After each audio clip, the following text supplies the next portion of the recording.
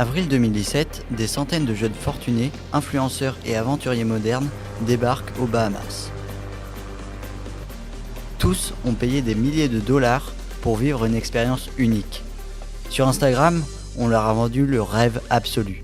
Des plages paradisiaques, des villas luxueuses, des concerts privés et les plus grandes stars du moment.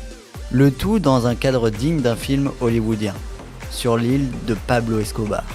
À l'époque, on parlait déjà du festival le plus exclusif de l'histoire.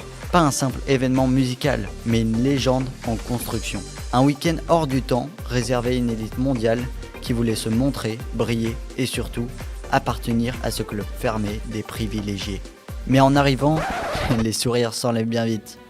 Au lieu des villas de luxe promises, ils découvrent des tentes de secours rescapées d'ouragans. Au lieu de repas gastronomiques servis par de grands chefs, ils mangent un sandwich au fromage jeté dans une boîte en polystyrène. Au lieu de concerts de stars mondiales, ils assistent au silence. Pas de musique, pas de spectacle, pas de magie.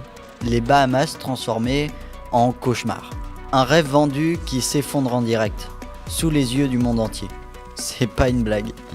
Voici l'histoire du Fyre Festival, l'histoire d'une belle arnaque.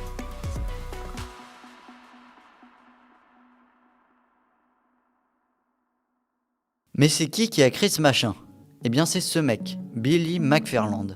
Billy de base c'est pas un organisateur de festival, c'est un vendeur de rêves, un manipulateur ambitieux, obsédé par l'argent et surtout par l'image qu'il renvoie. Né en 1991, il grandit dans une banlieue tranquille de New Jersey. Il n'a jamais connu la misère, mais très tôt, il nourrit une idée fixe. Il veut être milliardaire. Pas médecin, pas avocat, pas ingénieur, milliardaire. À seulement 13 ans, il crée sa première start-up, une petite entreprise de cartes de visite numériques. En vérité, ce n'était pas très innovant, mais ça en disait long sur lui. Billy n'avait pas besoin de construire quelque chose de solide. Ce qui comptait, c'était d'en donner l'impression. Quelques années plus tard, après ses études, il fonde Magnicis.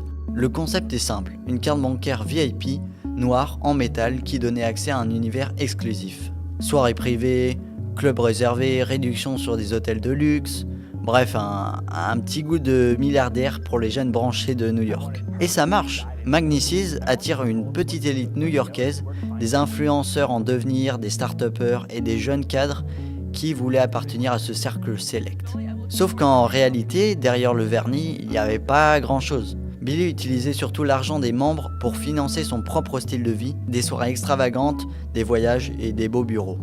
Un employé de l'époque racontera même plus tard, Billy avait un talent incroyable pour faire croire qu'il contrôlait tout, alors qu'il improvisait tout le temps.